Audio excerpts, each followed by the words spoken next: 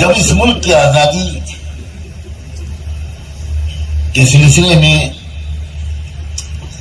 قربانی دینے والوں نے قربانیاں دی تھی تو ان کو ایک امید تھی، ان سے ایک وعدہ کیا گیا تھا اور پورا یقین دلایا گیا تھا، اور وہ وعدہ یہ تھا کہ ہم اس ملک کو ویلفیئر اسٹیٹ بنائیں گے۔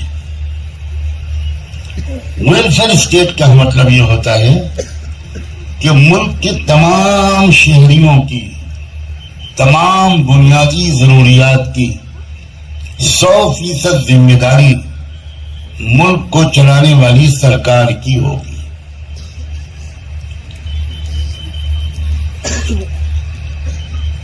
بنیادی تعلیم، بنیادی ایجوکیشن ہر شہری کی بنیادی ضرورت ہے۔ وعدہ کیا گیا تھا کہ 100% بھارت کے شہریوں کو، ہر بچے کو، ہر بچی کو ضروری تعلیم ملے گی۔ تعلیم امیروں کے بچوں ہی تک محدود نہیں رہے گی۔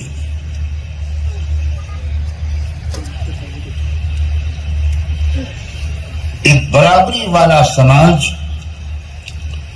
ہم قائم کریں گے، اس کے لیے ہم کو آزادی چاہیے۔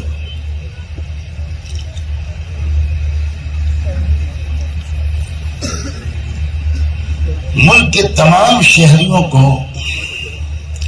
علاج معالجے کی یکساں سہولت حاصل ہو، ہر غریب سے غریب مریض کو وہی شاندار علاج ملے گا جو کسی امیر کو مل سکتا ہوگا۔ امیر اور غریب کے درمیان، شہری اور دیہاتی کے درمیان کوئی فرق نہیں ہوگا۔ تعلیم، صحت، جان مال، عزت و آبرو کی حفاظت، یہ بنیادی چیزیں ہیں جن کی سرکار ضمانت لے گی اور سب کو ملے گی۔ اس بات کو کا یقین دلایا گیا، اسی لیے لوگوں نے آزادی کی عظیم جدوجہد میں تن من دھن لگا دیا،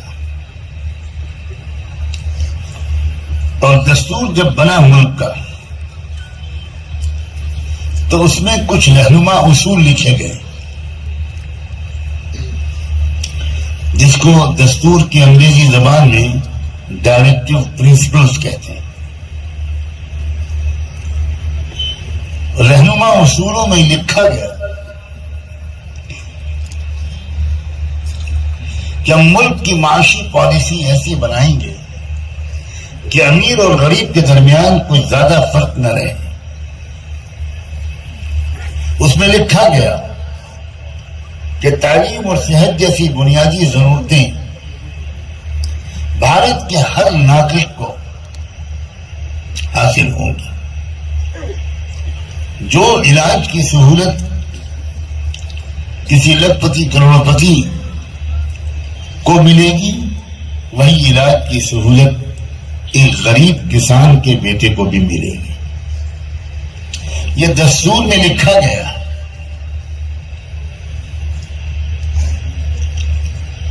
لیکن ہم سب جانتے ہیں کہ بہت سے وعدوں کی طرح یہ وعدے بھی پورے نہیں کیے گئے۔ تعلیم کا نظام بھی ایسا بنتا چلا گیا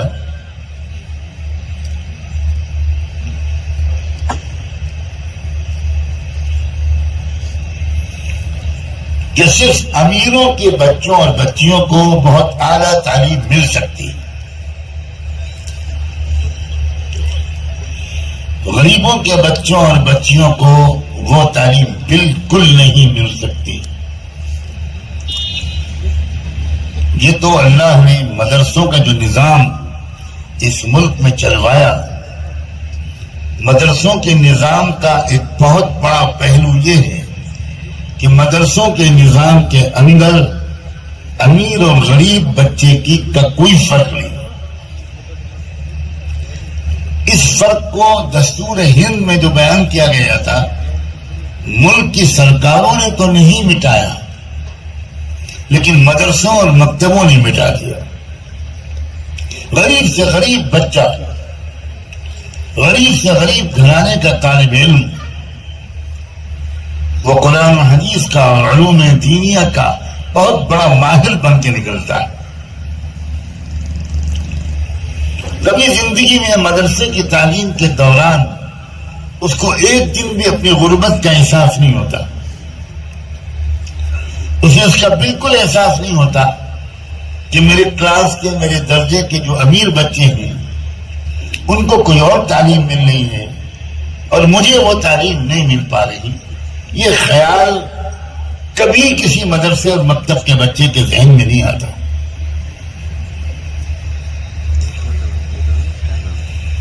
کوئی کہنا چاہے تو کہہ سکتا ہے کہ آزادی سے پہلے جو وعدے کیے گئے تھے سرکار نے تو پورے نہیں کیے، لیکن غریب مسلمانوں نے اپنے مدرسوں اور مکتبوں کی پالیسیوں کے ذریعے سے اس وعدے کو 100% پورا کیا۔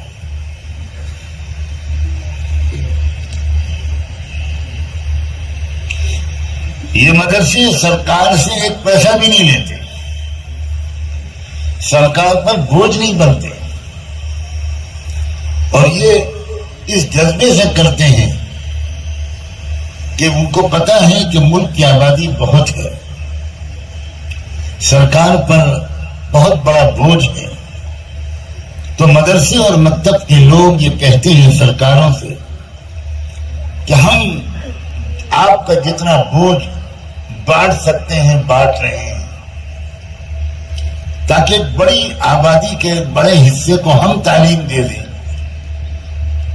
باقیوں کی آپ ذکر کر لیجئے، ان کو غریب اور امیر کے فرق کے بغیر اچھی تعلیم دلا دیجیے۔ مدرسوں اور مکتبوں کے ذریعے سے بچوں کی تعلیم کی ضرورت پوری ہو رہی ہو، ہم میں سے کوئی یہ نہیں کہتا۔ ہم سب صرف اتنا کہنے کی ہمت کر سکتے ہیں کہ مٹھی بھر آٹے کے چندے کے ذریعے اور 1-1 روپیہ اور 2-2 روپے کے چندے کے ذریعے اور عام مسلمانوں کی زکوٰۃ، صدقات اور عطیات کے ذریعے ہم جتنا کام تعلیمی میدان میں کر سکتے ہیں وہ کر رہے ہیں۔ اپنی حکومتوں اور سرکاروں سے یہ امید کرتے ہیں کہ آپ کے پاس بہت بڑا بجٹ ہے، کھربوں ڈالر کی آپ کی آمدنی ہے، اور ہم سب آپ کو ٹیکس ادا کرتے ہیں۔ ہو سکتا ہے یہاں بیٹھے ہوئے ہمارے عام بھائی یہ سوچ رہے ہوں کہ ہم غریب لوگ ہیں، ہم کہاں ٹیکس ادا کرتے ہیں۔ میں اس انکم ٹیکس کی بات نہیں کر رہا ہوں جس کو لوگ اس وقت ادا کرتے ہیں یا کرنے پر مجبور ہوتے ہیں جب ان کے پاس سالانہ اتنی بچت ہوتی ہے یا اتنی آمدنی ہوتی ہے۔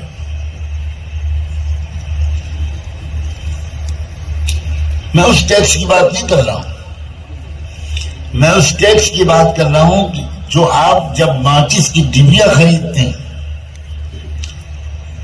تو اس کی جو قیمت ادا کرتے ہیں اس میں بھی 2-4 پیسے ٹیکس کے طور پر حکومت کو جاتے ہیں، وہ ماچس بنانے والی کمپنی کو نہیں جاتے۔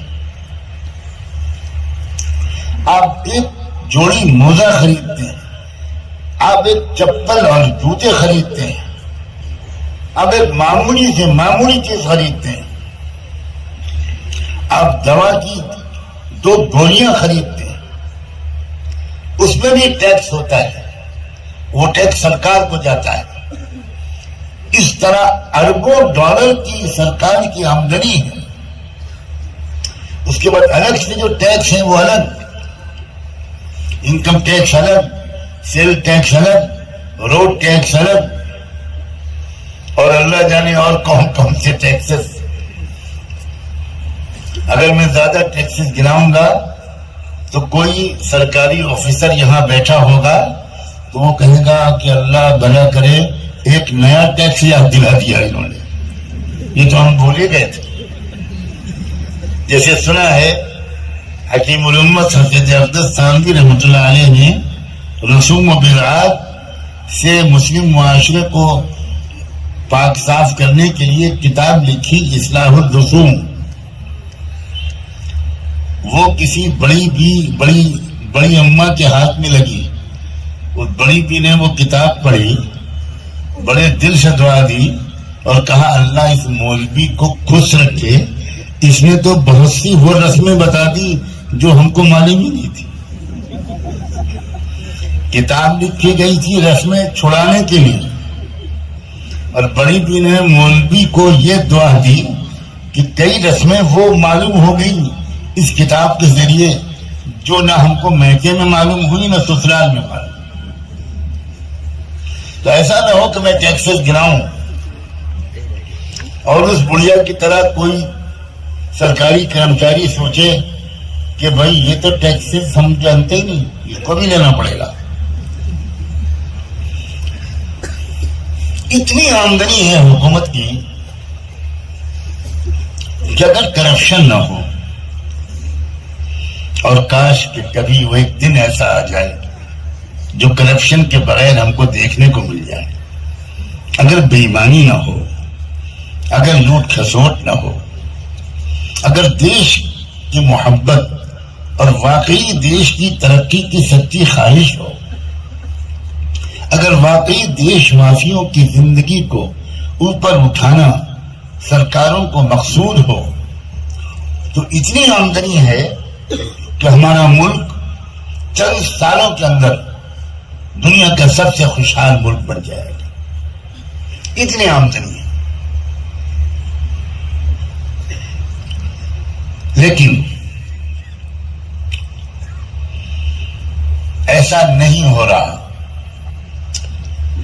ملک میں علاج مہنگے سے مہنگا ہوتا جا رہا ہے. غریب مریض کو اچھا علاج نہیں مل پا رہا. غریب بچے کو، غریب لڑکے لڑکی کو اچھی تعلیم نہیں مل پا رہی. اب میں اس کو سامنے رکھ کر وہ آیت پڑھی تھی کہ عسیٰ ان تکرہوا شیئا وہو خیر لکم. اگر یہ صورتحال ہے اور واقعی یہ صورتحال ہے کہ سرکار نے جو وعدہ کیا تھا، دستور میں جس کا ذکر کیا گیا، وہ وعدہ پورا نہیں کر رہے، تو ٹھیک ہے ان کو یہ یاد دلانا جس طریقے سے مناسب ہو یاد دلایا جائے، احتجاج کیا جائے، پروٹیسٹ کیا جائے، مطالبے کیے جائیں، میمورنڈم دیے جائیں. یہ سب کام وہ لوگ کریں جو اس میدان کے شہ سوار ہیں. میں تو اس وقت کچھ اور بات کہنا چاہتا ہوں. سرکاروں کے اس نکمے پن نے، سرکاروں کی اس وعدہ خلافی نے، میرے الفاظ پر غور کیجیے گا، اس نکمے پن نے، اس وعدہ خلافی نے ہمیں اور آپ کو ایک زبردست موقع دے دیا. اور موقع یہ دیا کہ ہم یہ سوچیں کہ ہم رحمت للعالمین کے امتی ہیں. اب ہم اپنے اس ملک کے غریب بچوں کو بھی اچھی سے اچھی تعلیم دلائیں گے، اپنی مال جمع کر کے، اپنے چندے کے ذریعے، اپنے تعاون کے ذریعے. اب ہم اپنے شہر، اپنے ضلع، اپنے آس پڑوس کے بیماروں کو اچھے سے اچھا علاج کروائیں گے اپنا مال قربان کر کے ہم خود کریں گے، ہم اپنے پیروں پر خود کھڑے ہوں گے، ہم بلا کسی فرق اور بھید بھاؤ کے، دھرم، ذات، نسل، زبان، علاقہ، کسی چیز کے فرق کے بغیر ہم ہر مریض کا اچھے سے اچھا علاج کم سے کم داموں میں، یا ممکن ہو تو ایک حد تک بغیر کسی قیمت کے، ہم اپنی جیب سے مال قربان کر کے ہم کریں گے۔ اس خلا کو ہم پر کریں گے، اس کمی کو ہم دور کریں گے۔ آپ سوچئے کہ کتنا زبردست موقع اللہ نے بھارت کے مسلمانوں کو دیا ہے۔ اب ذرا تصویر کا ایک مثبت رخ دیکھنے کی عادت ڈالیے۔ ایک رخ یہ ہے کہ سرکار اپنا فرض ادا نہیں کر رہی، سرکار غریبوں کا علاج نہیں کروا رہی، سرکار غریب بچوں کو تعلیم نہیں دے رہی، سرکاری اسپتالوں میں صحیح توجہ نہیں دی جا رہی، صحیح علاج نہیں ہو پا رہا، جس تعداد میں اسپتال ہونے چاہیے نہیں کھل پائے اب تک، اسپتالوں میں جس طرح کی سہولتیں ملنی چاہیے نہیں مل پا رہے، جو سہولتیں امیروں کو مل جاتی ہیں وہ غریبوں کو نہیں ملتی۔ اب اس صورتحال پر آپ تنقید کریں، ملامت کریں، احتجاج کریں، یہ بھی ٹھیک، یہ وہ لوگ کریں جو اس لائن کے ماہر اور رہنما ہیں۔ تصویر کا دوسرا پہلو یہ ہے، وہ تصویر کا دوسرا پہلو یہ ہے کہ جب یہ کام سرکار نہیں کر رہی تو ہم تو انسانیت کے خدمت گزار ہیں، ہم تو رحمت دو عالم کے امتی ہیں، ہم خود اپنے پیسے جمع کر کے اپنے علاقے کے اندر اسپتال کھولیں گے، ایسے اسپتال اور اسپتالوں کا ایسا نظام چلائیں گے جہاں غریبوں کو علاج وہی میسر آئے جو امیروں کو میسر آتا ہے۔ ہم غریبوں کو مفت یا بہت سستا علاج دیں گے، امیروں سے پیسے چارج کریں گے، اور اس پیسے کو صرف کما کر اپنی جیب میں نہیں ڈالیں گے بلکہ اسی پیسے کو اسی اسپتال کے غریب مریضوں کے علاج پر خرچ کریں گے۔